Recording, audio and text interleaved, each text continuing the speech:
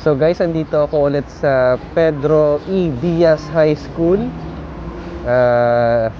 Dahil ngayon ay May 8, 2021 at ngayon ang last and second dose of my Sinovac vaccine laban sa coronavirus disease.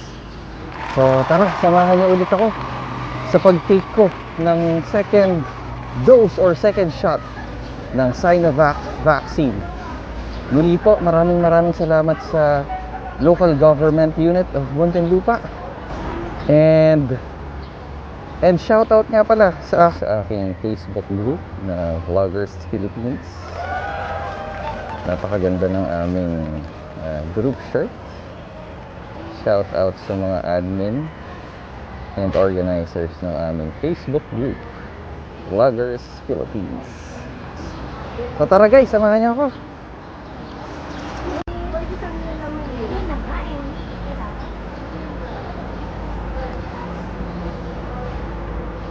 So okay guys, ngayon nakapila ulit ako dito sa waiting area dahil ano pa lang, almost 8 o'clock pa lang. So 7:45. So ang schedule talagang mag-start ay 8 AM. So yan, medyo marami nang nakapila for the second dose. So nakaka-excite dahil today matatapos na yung ating vaccine journey.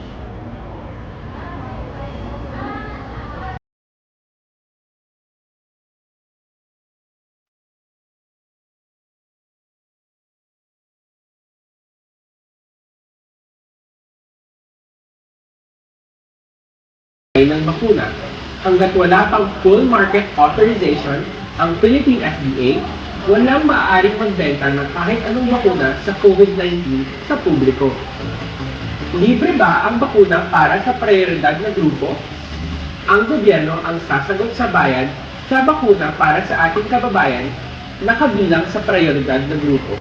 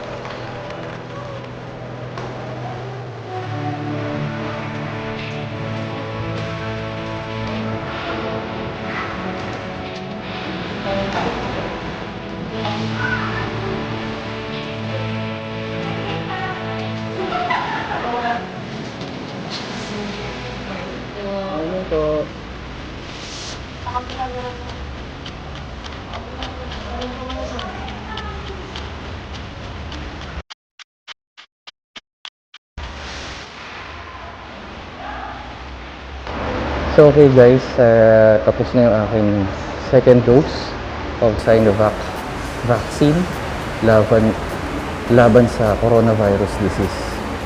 So okay, andito ko ngayon sa recovery room. Okay, kasi after mong ma-vaccinean, kailangan mo magpahinga ng I think 15 or 20 minutes, and para din ma-monitor ka kung meron ka bang kakaibang mararamdaman after the vaccine. So yun guys, ayos, kompleto na ako ng vaccine. Okay guys, so tapos na nga po ako. Nakapagpahinga na rin ako. So overall, finish na. Tapos na po ang aking Sinovac vaccine. So 1 dose and ngayon 2nd dose. Maraming salamat pong ulit sa local government unit of Muntinlupa. At ang lagi nilang sinasabi sa amin, kahit na kompleto na ng vaccine, lagi pa rin mag-ingat paglalabas. Face mask, face shield, hand sanitizer, and social distancing.